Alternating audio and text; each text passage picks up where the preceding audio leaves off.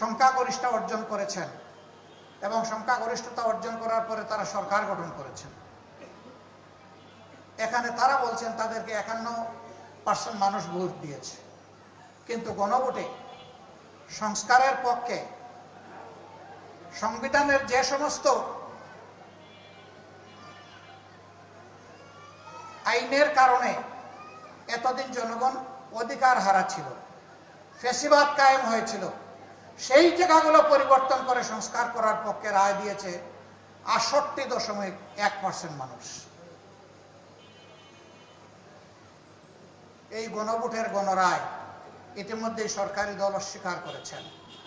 আপনারা দেখেছেন সংসদে আপনাদের হয়ে আমি দাঁড়িয়েছিলাম, পয়েন্ট অফ অর্ডারে দাঁড়িয়ে জনগণের হয়ে আমি কথা বলেছি। মাননীয় স্পিকার আমাকে নোটিশ দিতে বলেছিলেন, কার্যপ্রণালী বিধির 62 বিধিতে আমি নোটিশ দিয়েছি। এটা গ্রহণ করে 2 ঘন্টা আলোচনা হয়েছে।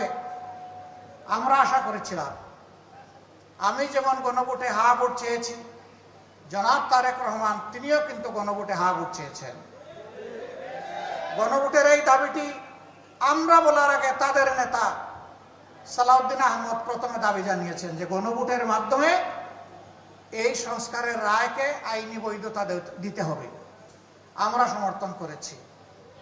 ভোটের দিন পর্যন্ত আমাদের অবস্থান ছিল এক, এখন যারা সরকারি দল, এখন যারা বিরোধী দল, কিন্তু ভোটের রেজাল্ট হওয়ার পরে তারা বদলে গেছেন। যখনই তারা 2/3 সংখ্যাগরিষ্ঠতা যেভাবেই হোক, যে মেকানিজমে হোক তারা লাভ করেছেন, এরপরেই তারা অতীতের সমস্ত ওয়াদা ভুলে গেছেন। তারা তাদের দলীয় 31 দফা ইশতেহারের কথা বলেন, সংস্কারের কথা বলেন।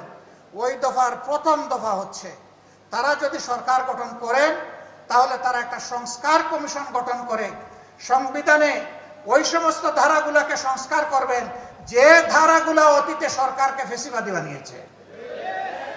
আমরা এখন যখন সংস্কারের কথা বলি, সরকারি দল তখন বলে সংবিধানে তো কোনো সংস্কারের কথা নেই। তো সংবিধানে যদি সংস্কারের কথা নাই, তাহলে সেদিন আপনাদের 31 দফায় আপনারা লিখেছিলেন কিভাবে? যদি নাই তাইলে আপনারা গণভোট চাইলেন কেন? যদি নাই তাহলে হা ভোটে জনগণকে আহ্বান জানালেন কেন? এই সবগুলা হচ্ছে দ্বিচারিতা, নিজেদের দেওয়া ওয়াদার বিরুদ্ধে অবস্থান এবং জনগণের রায়কে অস্বীকার, অগ্রাহ্য এবং অপমান করা। যখন স্পিকার এই ব্যাপারে কোনো সিদ্ধান্ত দেননি, আমরা আশা করেছিলাম স্পিকার সিদ্ধান্ত দিয়ে বলবেন গণভোটের রায় গ্রহণ করা হলো।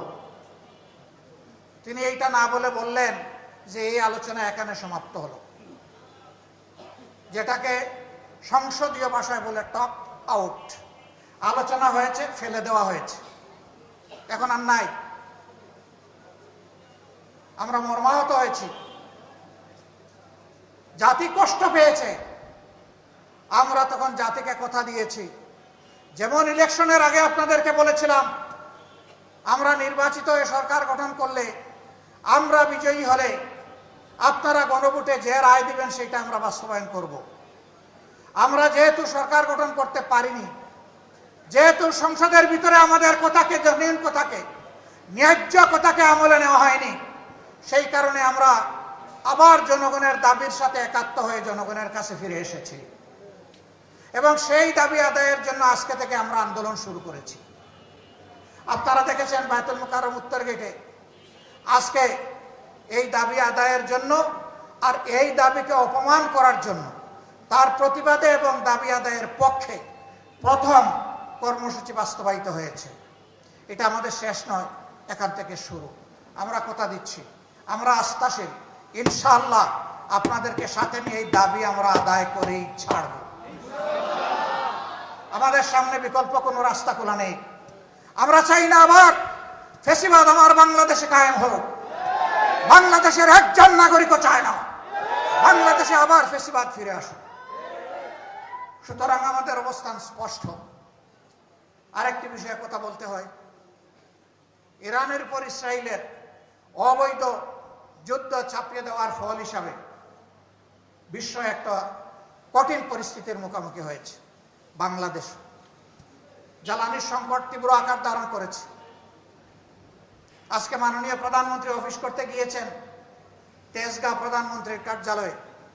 যাওয়ার সময় নিশ্চয়ই তিনি দেখেছেন কিলোমিটারের পর কিলোমিটার একটা গাড়ির পিছনে আরেকটা গাড়ি, একটা মোটরসাইকেলের পাশে গেছে আরেকটা মোটরসাইকেল, হাজারো গাড়ি হাজারো মোটরসাইকেলের মিছিল তিনি দেখেছেন।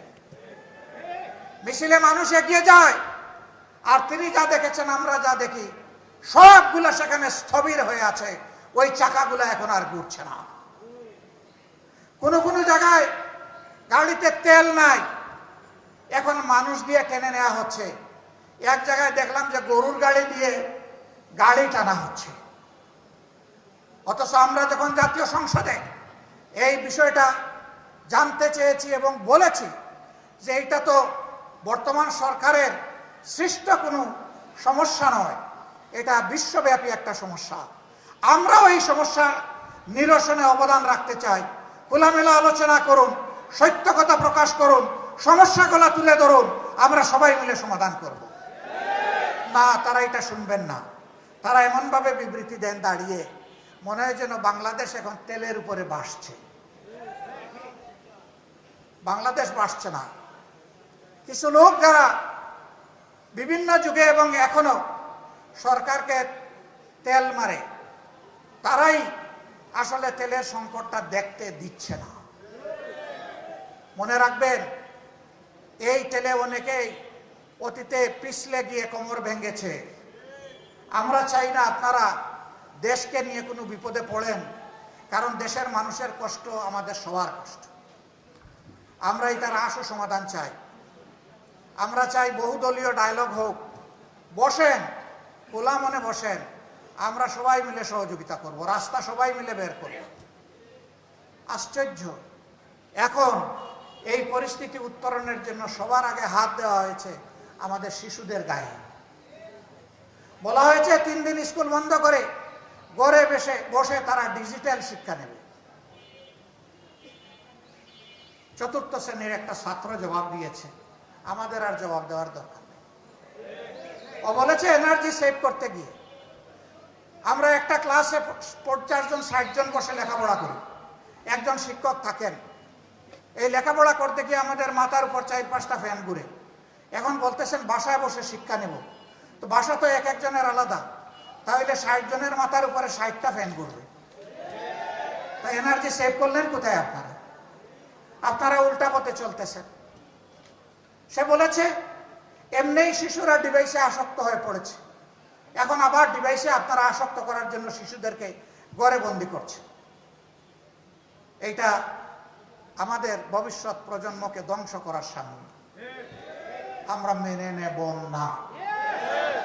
একদিনের জন্য আমরা চাই না সবার আগে ডিজিটাল ক্লাস শুরু হয়ে যাও। হ্যাঁ, বাস্তবতার আলোকে কোনো তেল যদি পাওয়া না যায়, রাষ্ট্রের সব কিছু যদি অচল হয়ে যায়, সব শেষে সিদ্ধান্ত নিতে হবে শিক্ষার ব্যাপারে, এর আগে নয়।